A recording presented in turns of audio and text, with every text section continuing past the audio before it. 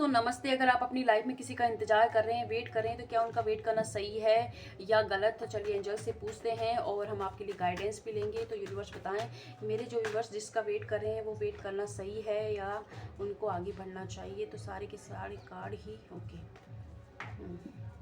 आज जिस भी इंसान का वेट कर रहे हैं तो उनमें से कुछ लोग तो हो सकता है कि आप थर्ड पार्टी फेस कर रहे हो और आपको छोड़कर उन्होंने किसी और के साथ रिश्ता चुन लिया है या कहीं पर उनकी शादी हो गई है। एंड कुछ लोगों के लिए यह है कि आपको कैरियर फाइनेंस की या कास्ट रीजन की इशू की वजह से आपके जो पार्टनर हैं उन्होंने किसी और को चुना है और मतलब और जगह पे सेटल हो गए हैं या फिर आपको बिना बताए आपकी लाइफ से चले गए हैं। तो अभी के लिए आपके लिए यह है कि आप जिनका वेट कर रहे हो उस सिचुएशन से आपको मूव ऑन करने की जरूरत है और अपने ऊपर फोकस करने की जरूरत है, क्योंकि ऑलरेडी इस इंसान की वजह से, इन सिचुएशन की वजह से आप अपने जीवन के अंदर, अपने कैरियर में भी बहुत सारी चीज़ें खराब कर चुके हो। कुछ लोगों से आप रिश्ते खराब कर चुके हो एंड साथ ही साथ कुछ लोगों को, अपने दोस्तों को, अपने कोई अपने जो फैमिली है उनको भी हर्ट कर चुके हो। लेकिन हो सकता है कि आपसे इन लोगों इनने शादी का वादा भी किया हो या आपने इनसे गुपचुप से तरीके से शादी भी की और इन्होंने फिर भाग गए हो।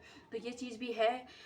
तो आपको इस वक्त, आपको यूनिवर्स की तरफ से यही है कि उनका इस वक्त वेट ना करें, क्योंकि वो जहाँ पर हैं वहाँ उनका अगर कैरियर के अंदर, एक तो उनका कैरियर में स्ट्रगल चल रहा है, किसी ने अगर शादी कर ली है तो वो सामने वाले के साथ अच्छे से हैप्पीली मैरिड हैं और वहाँ खुश हैं। तो इसलिए आपको अपनी लाइफ में आगे बढ़ने की ज़रूरत है। किसी भी तरीके की थर्ड पार्टी के अंदर आप हैं तो ये अभी के लिए आपको आगे बढ़ने की जरूरत है, क्योंकि आप उनके लिए रोए जा रहे हो, परेशान हो रहे हो, लेकिन सामने वाला अपने जीवन पर, अपने कैरियर पर फोकस है, क्योंकि उनको बिल्कुल भी नहीं पड़ी है कि आप कहाँ हो, किस एनर्जी के अंदर हो। तो इसलिए, क्योंकि ये जो भी सिचुएशन थी ये आपकी एक कार्मिक सिचुएशन आपकी लाइफ में चल रही है, तो यहाँ पर यूनिवर्स आपको गाइडेंस ये दे रहे हैं कि आपको अपने ऊपर फोकस करने की जरूरत है। इस रिश्ते को सरेंडर कीजिए और हील कीजिए। अगर आपको ये इंसान चाहिए तो आपको किसी से भी इस रिश्ते की हीलिंग कराने की नीड है या खुद से कीजिए, लेकिन बिल्कुल बैठे बिठाए नहीं रहना है। अगर आप ऐसे ही माता मनाते रहे तो कुछ भी आपके हाथ नहीं लगेगा। इसलिए बैठकर माता मनाने की बजाय या तो आप इस रिश्ते को हील कीजिए। अगर हील नहीं कर पा रहे हैं आप तो इस चीज़ को छोड़कर मूव ऑन करने की ज़रूरत है आपको। तो चलिए देख लेते हैं। ओके, और साथ ही साथ आपको थोड़ी सी बाउंड्री बनाने की ज़रूरत है। अपने दोस्तों के साथ अच्छा सा टाइम स्पेंड कीजिए। और ये देखिए, थोड़ा सा मतलब ईगो पे मत लीजिए इस चीज़ को, उसने ऐसा किया तो कैसे मैं उससे बदला लूँगा। बदले वाली भावना से आप अपनी लाइफ को ख़राब करोगे, क्योंकि उसके कोई फ़र्क नहीं पड़ेगा। इसे फ़र्क पड़ना होता वो आपकी लाइफ में चीज़ें नहीं करता, क्रिएट नहीं होता सीन। तो इसलिए आप इस चीज़ को समझें एंड यूनिवर्स को इस रिश्ते को सरेंडर कीजिए। अगर ये चाहिए तो आपको हील करने के लिए भी अपनी लाइफ में फोकस करना ही होगा। उसके बाद किसी से भी हीलिंग क्लासेस आप ज्वाइन कर सकते हो, चाहे तो हमसे कर सकते हो। इस वक्त ऑफ भी चल रहा है थोड़ा ना।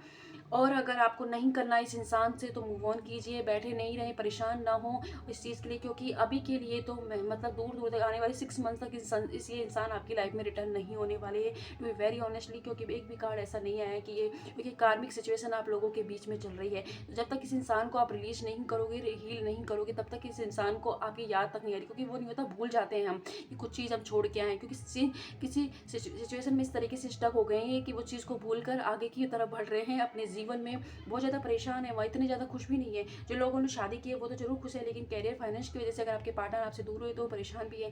लेकिन वो इस तरीके आपका ये बैगेज है, इसको कैरी करने के लिए भी तैयार नहीं है।